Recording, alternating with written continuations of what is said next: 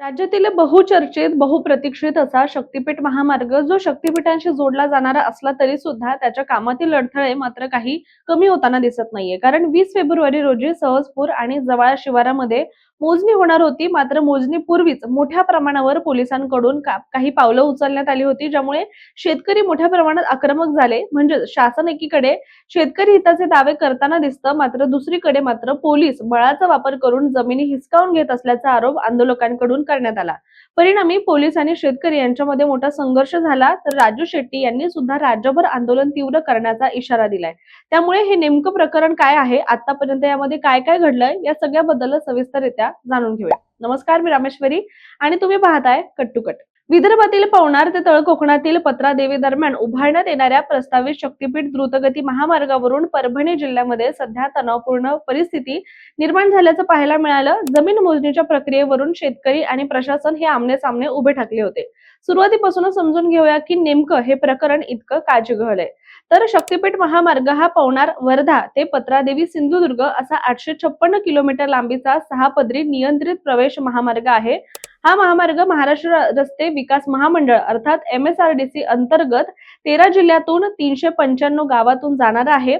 यासाठी भूमी अधिग्रहण प्रक्रिया वेगानं पूर्ण करण्याचे मुख्यमंत्री देवेंद्र फडणवीस यांनी निर्देश दिले होते. मात्र शेतकऱ्यांनी सुरुवातीपासूनच यासाठी तीव्र विरोध दर्शवलाय.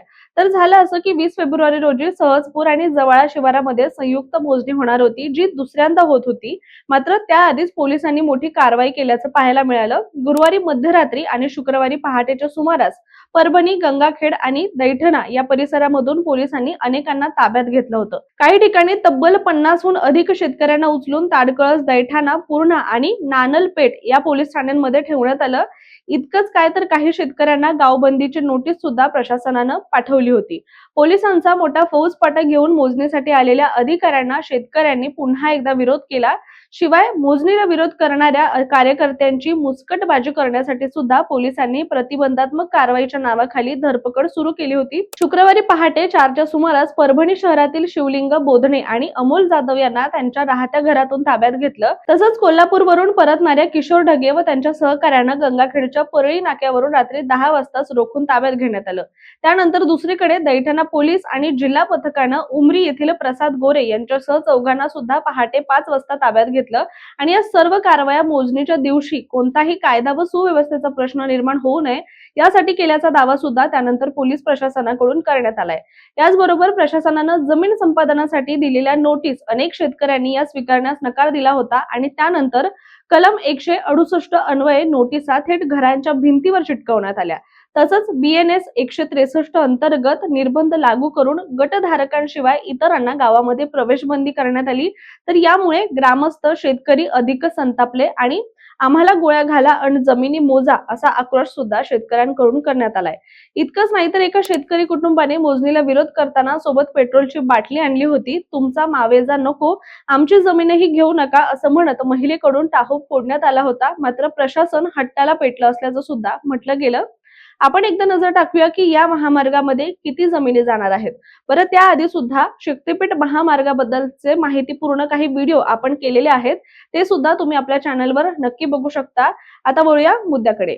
तर या महामार्गाची पूर्णा, परभणी आणि सोनपेठ या 3 तालुक्यातील एकूण लांबी सुमारे 71 किलोमीटर इतकी आहे.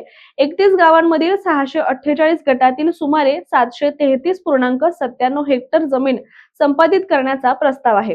बहुतांश गावही सिद्धेश्वर, जायकवाडी, माजलगाव या मोठ्या प्रकल्पांच्या कालव्याच्या लाभ क्षेत्रातील असून इथे ऊस, हळद, केळी ही प्रमुख बागायती पिके तसंच कापूस व सोयाबीन या जरायती पिकांचं क्षेत्र मोठ्या प्रमाणात आहे. त्याशिवाय खोल काळ्या जमिनीचं क्षेत्र अधिक असल्यामुळे या महामार्गाची अधिसूचना निघाली आणि तेव्हापासूनच शेतकऱ्यांचा मोठा विरोध पाहायला आपल्याला मिळत आहे. त्याचबरोबर पिंगळी, टाकळगव्हाण, लोहगाव, सहजपूर, जवाळा, आंबेटाकळी, ताडपांगरी, साळापुरी आणि दैठणा या गावातील शेतकऱ्यांना जेव्हा पुन्हा नोटीस आल्या होत्या, तेव्हा शेतकऱ्यांनी पोलीस अधीक्षकांना निवेदन देत सांगितलं होतं की सरकार आमच्या जमिनी बळकावत आहे. काही जिल्ह्यांमध्ये असे प्रकार घडलेले आहेत, त्यामुळे आम्हाला पोलीस संरक्षण हवंय असं शेतकऱ्यांकडून म्हटलं गेलं होतं.